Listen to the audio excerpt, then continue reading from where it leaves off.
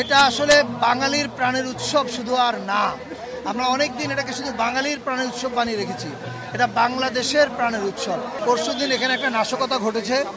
এই নাশকতা ঘটার পরে একদিনের মধ্যে যে ফ্যাসিস্টের মুখোমুখি বানিয়েছে পুরো কৃতিত্ব হচ্ছে চারুকলার। উনি এবং ওনার ছাত্র শিক্ষক যারা আছে সবার। So all credit goes to them. আর দ্বিতীয় কথা হচ্ছে এই যে আপনারা যেমন নতুন আয়োজনের কথা বললেন, এটা আসলে বাঙালির প্রাণের উৎসব শুধু আর না। আমরা অনেক দিন এটাকে শুধু বাঙালির প্রাণের উৎসব বানিয়ে রেখেছি। এটা বাংলাদেশের প্রাণের উৎসব। বাঙালি, চাকমা, মারমা, গারো যত জাতিগোষ্ঠী আছে সবাই চৈত্র সংক্রান্তি পালন করে, বর্ষবিদায় করে এবং বর্ষবরণও। এখন বর্ষবরণ শুরু করেছে পালন করা। ফলে আমরা যে এবার থেকে এটাকে বাংলাদেশের উৎসব হিসাবে জাতীয়ভাবে পালন করা শুরু করলাম, আমি মনে করি এটা বাংলাদেশের সাংস্কৃতিক ঐক্য এবং সম্মিলনের পথে একটা বড় ধাপ। এবং আমরা হয়তো 20-30 বছর পরে থাকবো না কেউ পৃথিবীতে, কিন্তু আজকের বছরটা স্মরণীয় হয়ে থাকবে, কারণ এরপর থেকে বাংলাদেশ এভাবেই চলবে ইনশাআল্লাহ।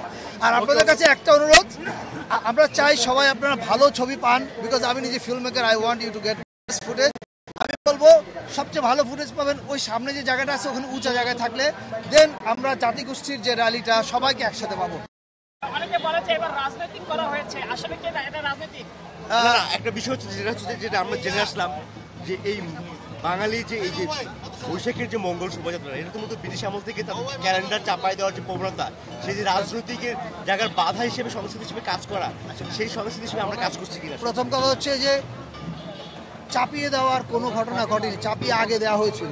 নাম ছিল বর্ষবরণ শোভাযাত্রা যশোরে, সেখান থেকে ঢাকা আসার পরে চাপানো হয় আনন্দ শোভাযাত্রা, তারপর চাপানো হয় মঙ্গল শোভাযাত্রা। এবার চারুকলা সিদ্ধান্ত নিয়েছে তারা তাদের যে নামে চারুকলা শুরু হয়েছিল সেই নামে ফিরে যাবে, এটা তাদের সিদ্ধান্ত। দ্বিতীয় কথা হচ্ছে এই যে রাজনৈতিক কিনা, নো, এই শোভাযাত্রা ঐতিহাসিকভাবে রাজনৈতিকভাবে ব্যবহার করা হয়েছিল। একটা নির্দিষ্ট রাজনৈতিক গ্রুপ সেই আকবর আমলের ঐতিহ্য, এর সুলতানি আমলের ঐতিহ্য, এর পরের ঐতিহ্য, মানে সব কিছুর মিশ্রণ আপনি এখানে দেখবেন। ফলে টিপিক্যাল ন্যারো রাজনৈতিক দৃষ্টিভঙ্গি এখানে নাই।